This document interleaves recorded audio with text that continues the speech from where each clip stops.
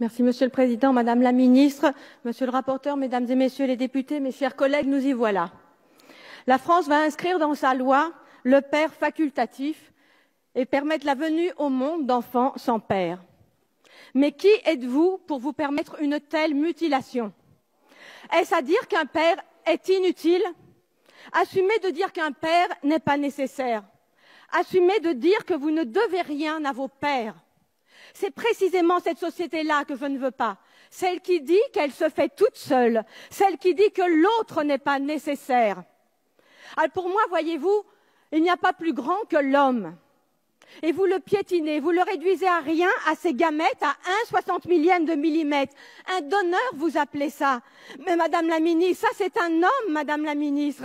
C'est pas un donneur, c'est celui qui porte et qui élève et qui soulève des montagnes pour son petit. Celui qui l'élève jusqu'à lui, celui qui le soigne et l'encourage. Celui qui le rassure et le grandit, qui l'écoute et l'accompagne. Mais n'avez-vous donc jamais eu de père pour que vous ne sachiez pas à quel point on ne se passe pas d'un père? C'est souffrance contre souffrance, Madame la Ministre. Il ne faudra pas dire « cette France-là a été humiliée ».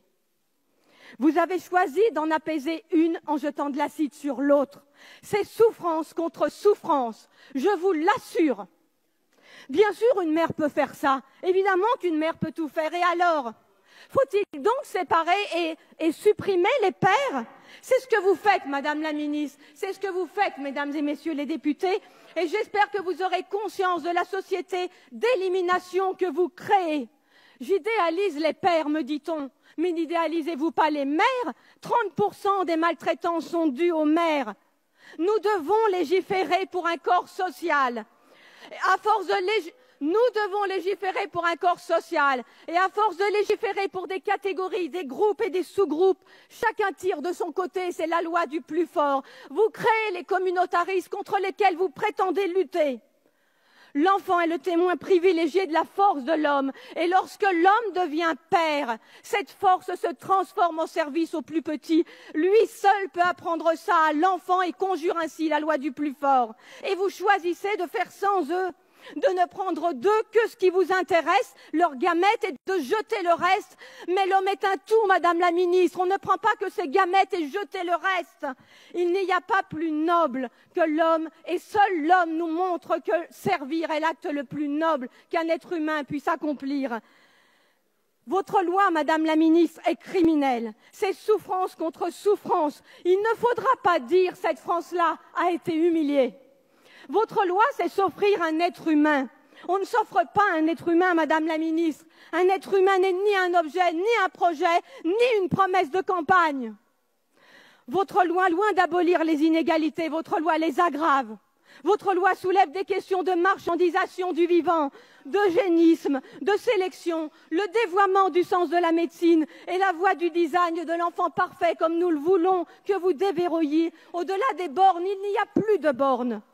Ce n'est pas le droit qui refuse un enfant à ses femmes, c'est la biologie.